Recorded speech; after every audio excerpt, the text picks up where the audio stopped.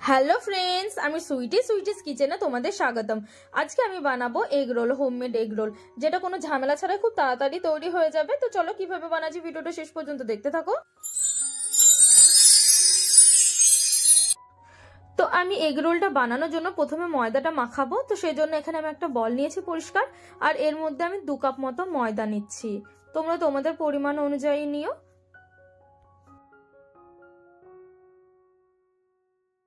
আর এতে টেস্ট অনুযায়ী আমি লবণ দিচ্ছি,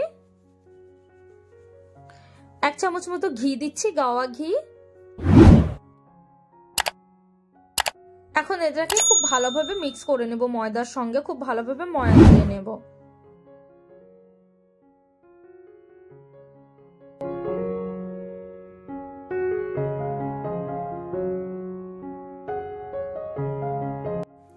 খুব ভালোভাবে ময়দাটাকে ময়ান দিয়ে নিতে হবে, তবে কিন্তু পরোটাগুলো খুব ভালো নরম নরম ফুলবেও আর নরম নরম হবে। আর ময়ান দিয়ে তখনই হয়ে যাবে যখন বুঝতে পারবে যে হাতে করে এইভাবে উঠালে যেরকম মুঠো মুঠো হয়ে বেঁধে যাচ্ছে, তখনই দেখবে ঠিকভাবে ময়ান দেওয়া হয়েছে। এখন আমি এতে ওয়াটার দিচ্ছি, জল দিচ্ছি। তোমরা এতে হালকা গরম জলও দিতে পারো, আমি হালকা গরম জলই দিয়েছি।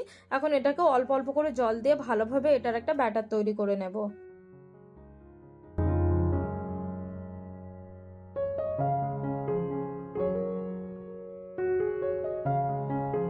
দেখো আমি একটা ব্যাটার তৈরি করে নিয়েছি, খুব সুন্দর হয়েছে, নরমও হয়েছে, ময়দাটা খুব সুন্দর।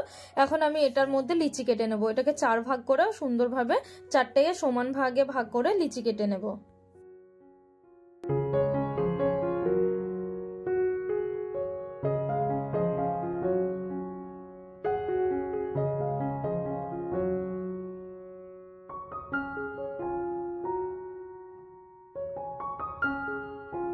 তো দেখতে পেলে আমি 4টেকে সমান ভাগে আমি লিচি কেটে নিয়েছি, 4 ভাগ করে নিয়েছি। এখন এটাকে বেলার পালা।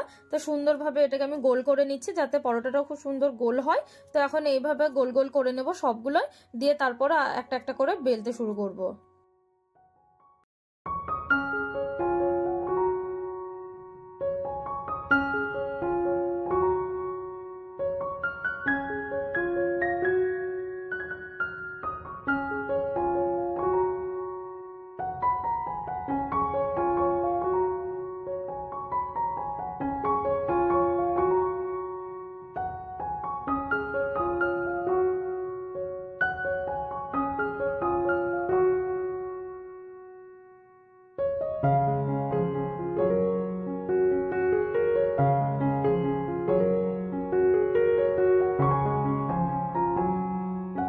তো দেখো পরোটাটা আমার কত সুন্দর গোল হয়েছে, গোল গোল করে বেলে নিয়েছি, আর এইভাবে সবগুলোই বেলেছি। এখন একটা ফ্রাইং প্যান দিয়েছি, প্যানটা গরম হয়েছে, গরম হওয়ার পরেই কিন্তু আমি পরোটাটা দিয়েছি। এখন পরোটাকে দুই সাইডে খুব ভালোভাবে সেঁকে নিব প্রথমে।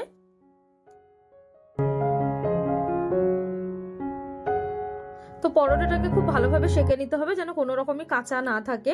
তো দুই সাইডে ভালোভাবে আমি ফ্রাই করে নিয়েছি। এখন আমি এতে রিফাইন অয়েল দিচ্ছি, রিফাইন অয়েল দিয়ে ভালোভাবে দুই সাইডে ভালোভাবে ফ্রাই করে নেব পরোটাটাকে।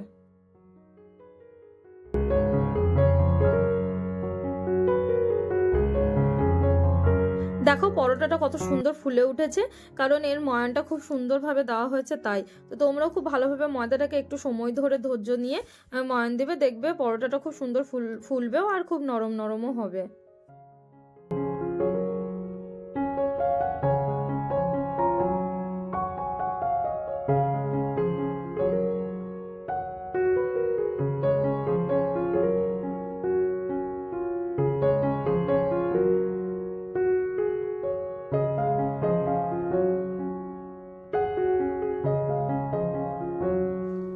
পরোটাটা দুই সাইডে খুব ভালোভাবে আমার অয়েলের সঙ্গে ফ্রাই করা হয়ে গেছে। এখন পরোটার মধ্যে একটা ডিম দিয়ে দিলাম, ডিমের মধ্যে হালকা একটু লবণ দিয়ে দিলাম, মানে টেস্ট অনুযায়ী। এখন আমি ডিমটাকে খুব ভালোভাবে ভেঙে চারি সাইডে পরোটা দিয়ে দিচ্ছি যাতে চারি সাইডে ডিমটা থাকে পরোটার মধ্যে।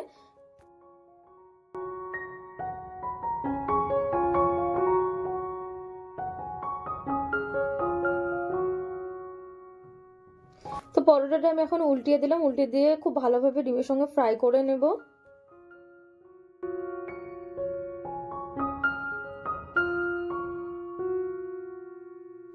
দেখো ফ্রাই করা হয়ে গিয়েছে আমার। এখন আমি এটাকে উঠিয়ে নেব প্লেটের মধ্যে, আর এইভাবে বাকিগুলো ফ্রাই করে নেব। এখন পরোটার মধ্যে স্টাফিংগুলো দেব। তো সেই জন্য পরোটাটা ঠান্ডা হয়েছে, তারপরে আমি পরোটাটাকে নিয়েছি। আর স্টাফিংয়ের জন্য আমি এখানে শসা নিয়েছি। প্রথমে আমি শসা দিলাম কিছু, তারপরে গাজর দিলাম কিছুটা, এরপরে কিছুটা কাঁচা লঙ্কা, যে যেরকম ঝাল পছন্দ করে সেই অনুযায়ী দেবে। আর এতে আমি ধনে পাতা দিলাম। তোমরা যদি ভালো লাগে তোমাদের ধনে পাতার টেস্টটা, তাহলে অবশ্যই ধনে পাতা দিবে, না দিলেও কোনো অসুবিধা নেই।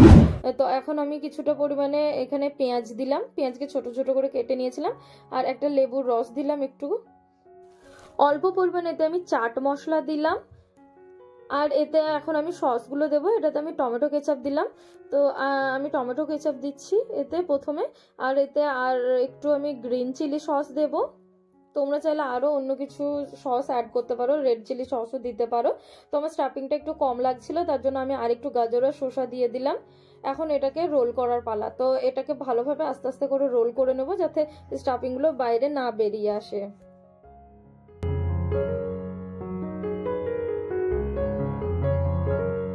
তো দেখো রোল করা হয়ে গেছে আমার। এখন একটা টিস্যুকে দিয়ে খুব ভালোভাবে রোল করে নিচ্ছি।